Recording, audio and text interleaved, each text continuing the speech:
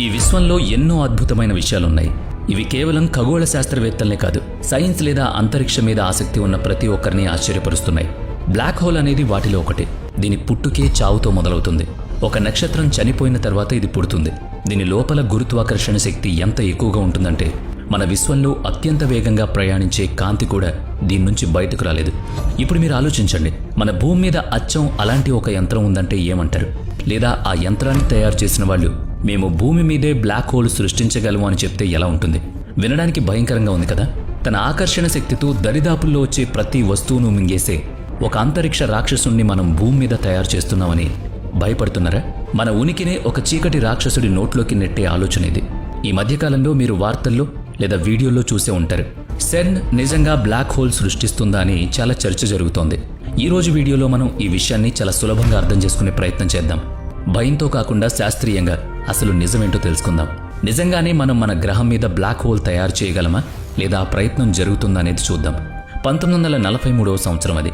రెండవ ప్రపంచ యుద్ధం జరుగుతున్న సమయం. అమెరికాలోని ఫిలడెల్ఫియా ఓడరేవులు రాత్రి చీకటిలో ఒక యుద్ధ నౌకను రహస్యంగా సిద్ధం చేస్తున్నారు. నేవీ అధికారులు చెప్పిన దాని ప్రకారం యుఎస్ ఎల్రిడ్జ్ అనే ఒక నౌక మీద ఒక రహస్య ప్రయోగం జరిగింది.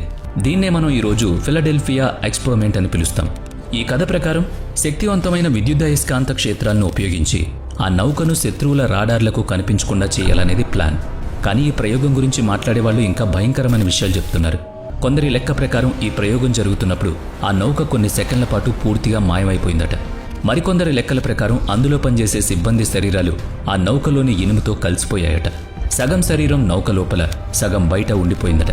కానీ ప్రజలు భయపడేది ఈ కథను చూసి కాదు. ఒక యంత్రం నిజంగానే వాస్తవాన్ని అంతలా మార్చగలదా? స్థలం, కాలం మరియు పదార్థాన్ని అన్నిటినీ తారుమారు చేయగలదా? ఈ ఆలోచనే భయం పుట్టిస్తోంది. ముందుగా మనం సెర్న్ గురించి మాట్లాడుకుందాం. అసలు సెర్న్ అంటే ఏంటి? ఇది బ్లాక్ హోల్ సృష్టించగలదు అని ప్రపంచం ఎందుకు అనుకుంటోంది? చూడండి, సెర్న్ అనేది ఏదో మాయలు చేసే యంత్రం కాదు. ఇది ఐరోపాలోని స్విట్జర్లాండ్ దేశంలో ఉన్న ఒక అతిపెద్ద సైన్స్ ప్రయోగశాల. సెర్న్ అనే పేరు ఒక ఫ్రెంచ్ పదం నుంచి వచ్చింది. దీని అర్థం European organization for nuclear research. 1954లో దీని నిర్మాణం మొదలైంది. ఇది స్విట్జర్లాండ్ మరియు ఫ్రాన్స్ సరిహద్దుల్లో జెనీవా దగ్గర ఉంది. ఇక్కడ 100కి పైగా దేశాల నుంచి వేల కొద్ది శాస్త్రవేత్తలు కలిసి పనిచేస్తారు. అమెరికా, ఇండియా, జపాన్ ఇలా ఎన్నో దేశాల వాళ్ళు. ఈ సంస్థ ముఖ్య ఉద్దేశం మన విశ్వంలోని ఎన్నో తెలియని రహస్యాల్ని ఛేదించడం. ఉదాహరణకు మన విశ్వం ఎలా ఏర్పడింది, విశ్వంలో ఉన్న పదార్థాలు ఎలా తయారవుతాయి, అలాగే యాంటీ మ్యాటర్, డార్క్ మ్యాటర్ వాటి మధ్య ఉన్న సమతుల్యత గురించి ఇలా అన్నీ తెలుసుకోవడం. అయితే ఈ యంత్రం నిజంగా బ్లాక్ హోల్ సృష్టించగలదా?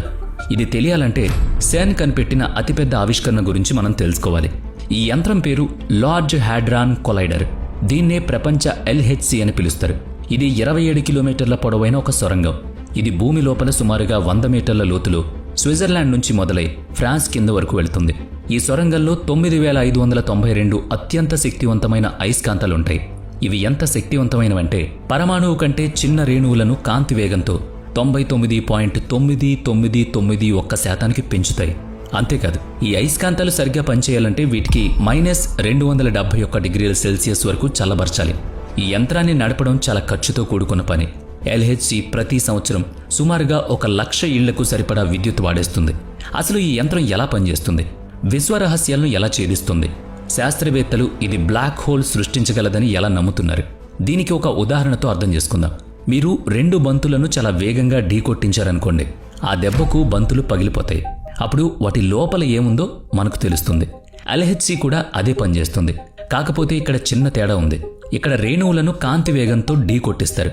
ఈ ఢీకొట్టడం వల్ల రేణువులు ఇంకా చిన్న ముక్కలుగా విడిపోతాయి. అప్పుడు శాస్త్రవేత్తలు వాటి లక్షణాలను, స్వభావాన్ని ఇంకా లోతుగా అర్థం చేసుకోగలుగుతారు. రేణువుల మధ్య జరిగే ఈ ఢీకొట్టడం ఎంత శక్తివంతంగా ఉంటుందంటే కొన్ని మైక్రోసెకండ్ల పాటు విశ్వం పుట్టినప్పుడు ఉన్న పరిస్థితులు ఇక్కడ ఏర్పడతాయి. అచ్చం బిగ్ బ్యాంగ్ జరిగిన వెంటనే ఉన్న పరిస్థితులు అన్నమాట. అక్కడ ఉష్ణోగ్రత ట్రిలియన్ల డిగ్రీల సెల్సియస్ వరకు ఉంటుంది. శక్తి అంతా ఒక చిన్న ప్రదేశంలో కేంద్రీకృతం అవుతుంది.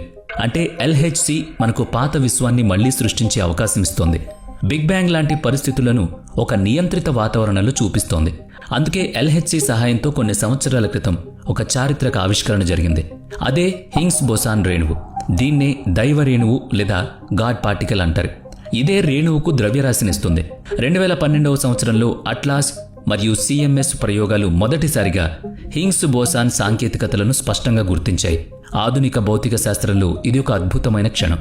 న్యూటన్ యాపిల్ పండు కింద పడ్డం చూసి గురుత్వాకర్షణ శక్తిని ఎలా కనిపెట్టాడో ఇది కూడా అంతే. భౌతిక శాస్త్ర నిర్మాణాన్ని ఇది పూర్తి చేస్తుంది. ఒకవేళ ఎల్హెచ్సి లేకపోతే వస్తువులకు బరువు ఎక్కడి నుంచి వస్తుంది అనే విషయం మనకెప్పటికీ తెలిసేది కాదేమో. ఇక్కడే ఒక భయంకరమైన ప్రశ్న మొదలవుతుంది. ఎంత ఎక్కువ శక్తితో రేణువులను ఢీకొట్టిస్తే బ్లాక్ హోల్ కూడా ఏర్పడుతుందా? బ్లాక్ హోల్ ఎలా ఏర్పడుతుందో మనం అర్థం చేసుకోవాలి. చాలా పెద్ద నక్షత్రం చనిపోయిన తర్వాత ఇది ఏర్పడుతుంది. కానీ ప్రతి నక్షత్రం చనిపోతే బ్లాక్ హోల్ ఏర్పడదు. కేవలం కొన్ని ప్రత్యేకమైన నక్షత్రాలు మాత్రమే తమ జీవితం చివర్లో బ్లాక్ హోల్గా మారతాయి. ఎందుకంటే బ్లాక్ హోల్గా మారాలంటే ఆ నక్షత్రానికి చాలా ఎక్కువ ద్రవ్యరాశి మరియు శక్తి కావాలి. నక్షత్ర ద్రవ్యరాశి మరియు శక్తితోనే తయారవుతుంది. నక్షత్రానికి చాలా బరువు ఉంటుంది. అది కాలం గడిచే కొద్దీ పెరుగుతూ ఉంటుంది. ఈ బరువును సమతుల్యం చేయడానికి నక్షత్రం లోపల అణుసంలీన చర్యలు జరుగుతుంది. ఇది శక్తిని ఉత్పత్తి చేసి నక్షత్రాన్ని స్థిరంగా ఉంచుతుంది. మనకు తెలుసు కదా, ఎంత ఎక్కువ బరువు ఉంటే అంత ఎక్కువ గురుత్వాకర్షణ శక్తి ఉంటుంది. ఒకానొక సమయంలో నక్షత్రం బరువు ఎంత పెరిగిపోతుందంటే దాని శక్తి దాన్ని సమతుల్యం చేయలేదు. అణుసంలీన చర్య బలహీనపడుతుంది. అప్పుడు ఆ నక్షత్రం తన సొంత గురుత్వాకర్షణ శక్తికి లొంగిపోతుంది. ఈ ప్రక్రియలో నక్షత్రం తన బరువు కారణంగా లోపలికి కుచించుకుపోతుంది. అప్పుడు అపారమైన గురుత్వాకర్షణ శక్తి ఉన్న ఒక ఖగోళ వస్తువు తయారవుతుంది. ఈ సమయంలో నక్షత్రం మధ్య భాగం ఎంత చిన్నగా అయిపోతుందంటే మొత్తం బరువు అంతా ఒక చిన్న బిందువులో కేంద్రీకృతం అవుతుంది. దీని చుట్టూ ఒక సరిహద్దు ఏర్పడుతుంది. దాన్నే మనం ఈవెంట్ హారిజన్ అంటాం. అదే బ్లాక్ హోల్. విశ్వంలో మనం 2 రకాల పెద్ద బ్లాక్ హోల్ చూస్తాం. ఒకటి స్టెల్లార్ మాస్ బ్లాక్ హోల్స్. వీటి బరువు కొన్ని సూర్యుల బరువుతో సమానంగా ఉంటుంది. రెండోది సూపర్ మాసివ్ బ్లాక్ హోల్స్. వీటి బరువు మిలియన్ల నుంచి బిలియన్ల సూర్యుల బరువుతో సమానం. కానీ భూమి మీద కృత్రిమంగా అతి చిన్న స్థానంలో ఏదైనా యంత్రం ఇలా చేయగలుగుతుందా? ఈ మధ్యకాలంలో చాలా వార్తా కథనాలు సెన్ ఎల్హెచ్సి సహాయంతో బ్లాక్ హోల్ తయారు చేస్తుందని రాశాయి. దీంతో సైన్స్ ప్రపంచంలో ఒక అలజడి. కొంతమంది సెన్ మీద కేసులు కూడా పెట్టారు. సెన్ రకరకాల ద్వారాలు తెరుస్తుందని, కుట్ర సిద్ధాంతాలు ప్రపంచంలోకి తెస్తుందని. 2008లో ఎల్హెచ్సి మొదటిసారి ప్రారంభం అయినప్పుడు కూడా ఇలాగే జరిగింది. అప్పుడు కొంతమంది కోర్టులో ఏమని వాదించారంటే ఇక్కడ బ్లాక్ హోల్ ఏర్పడితే అది మొత్తం భూమిని మింగేస్తుందని భయపడ్డారు. మరి ఇప్పుడు అసలు ప్రశ్న ఏంటి అంటే ఎల్హెచ్సి నిజంగా బ్లాక్ హోల్ తయారు చేయగలదా? సహజంగా బ్లాక్ హోల్ ఎలా ఏర్పడుతుందో మనకు తెలుసు. విశ్వంలో లెక్కలేనన్ని బ్లాక్ హోల్స్ ఉన్నాయి. సాధారణంగా ఇవి మన సూర్యుని కంటే చాలా రెట్లు ఎక్కువ బరువున్న నక్షత్రాల నుంచి పుడతాయి. కానీ బ్లాక్ హోల్ ఏర్పడడానికి ఇదే ఏకైక నియమం కాదు. సిద్ధాంతపరంగా ఒక బ్లాక్ హోల్ ఏ సైజులో అయినా ఉండొచ్చు. ఒక పదార్థం మీద కావాల్సినంత ఒత్తిడి పడితే అది బ్లాక్ హోల్గా మారుతుంది. ఉదాహరణకు మన భూమి బరువు మొత్తాన్ని ఒక క్రికెట్ బంతి అంత చిన్నగా నొక్కితే అది కూడా ఒక బ్లాక్ హోల్ అయిపోతుంది. ఇక్కడే ఎల్హెచ్సి కథలోకి వస్తుంది. ఇందులో జరిగే ఢీ కొనడాల శక్తిని టెరా ఎలక్ట్రానిక్ వోల్ట్స్ లేదా టీఈవీ అని కొలుస్తారు.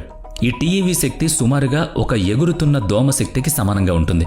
మొదట్లో ఎల్హెచ్సి 7 టీఈవీ శక్తిని, ఆ తర్వాత 13.6 టీఈవీ శక్తిని ఉత్పత్తి చేసేది. భవిష్యత్తులో రాబోయే ఫ్యూచర్ సర్క్యులర్ కొరాయిడ్ 100 టీఈవీ వరకు వెళ్ళగలదు. కానీ సమస్య ఏంటంటే బ్లాక్ హోల్ ఏర్పడడానికి ప్లాంక్ శక్తి అవసరం అవుతుంది. ఈ ప్లాంక్ శక్తి అనేది ఎల్హెచ్సి సామర్థ్యం కంటే క్వింటిలియన్ రెట్లు ఎక్కువగా ఉంటుంది. అంటే మనం ఆ స్థాయికి చాలా దూరంలో ఉన్నాం. ప్లాంక్ శక్తి సుమారుగా 10⁻9 GeT ఉంటుంది. కానీ ఎల్హెచ్సిలో జరిగే ఢీ కొనడాలు 10⁻13 GeT కంటే ఎక్కువగా ఉంటాయి. అంటే మనం సాధారణ పద్ధతిలో ఒక బ్లాక్ హోల్ తయారు చేయాలంటే ఇప్పుడున్న దానికంటే 10 లక్షల బిలియన్ రెట్లు ఎక్కువ శక్తివంతమైన ఢీ కొనడాలు అవసరం. ఇంకొక ముఖ్యమైన విషయం కాస్మిక్ కిరణాలు. అంతరిక్షం నుంచి వచ్చే అత్యంత శక్తివంతమైన రేణువులు రోజూ భూమి వాతావరణాన్ని ఢీకొడుతూ ఉంటాయి. వాటి శక్తి ఎల్హెచ్సి కంటే చాలా ఎక్కువ. కొన్ని కాస్మిక్ కిరణాలు 10⁸, 10⁹ టీఈవీ శక్తిని కలిగి ఉంటాయి. అయినా సరే కోట్లాది సంవత్సరాల నుంచి భూమి సురక్షితంగానే ఉంది. ఇప్పటి వరకు బ్లాక్ హోల్ వల్ల ఎలాంటి ప్రమాదం జరగలేదు. దీన్ని బట్టి చూస్తే మనం విశ్వంలో చూసే సాధారణ బ్లాక్ హోల్స్ లాంటి వాటిని ఈ యంత్రంతో తయారు చేయడం అసాధ్యం. ముఖ్యంగా మనకు తెలిసిన విజ్ఞాన శాస్త్రం ప్రకారం ఇది జరగదు. కానీ విజ్ఞాన శాస్త్రం అంటే మనకు తెలిసింది మాత్రమేనా? ఖచ్చితంగా కాదు. ఇక్కడే వేరే కోణాలు మరియు స్ట్రింగ్ థియరీ అనే కొత్త ఆలోచన పుడుతుంది. కొంతమంది శాస్త్రవేత్తల ప్రకారం మన విశ్వం కేవలం 4 కోణాలకు సంబంధించింది కాదు. ఇందులో ఎన్నో చిన్న చిన్న కోణాలు దాగున్నాయి. 4 కోణాలు అంటే పొడవు, వెడల్పు, ఎత్తు మరియు కాలం. స్ట్రింగ్ థియరీ ప్రకారం పదార్థంలో అతి చిన్న ముక్కలు స్ట్రింగ్స్ లేదా దారాల్లో ఉంటాయి. ఇవి మనకు కనిపించే 3 కోణాల్లోనే కాకుండా దాగి ఉన్న ఇతర కోణాల్లో కూడా కంపిస్తూ ఉంటాయి. ఒకవేళ ఇదే జరిగితే ప్లాంక్ శక్తి విలువ తగ్గిపోతుంది.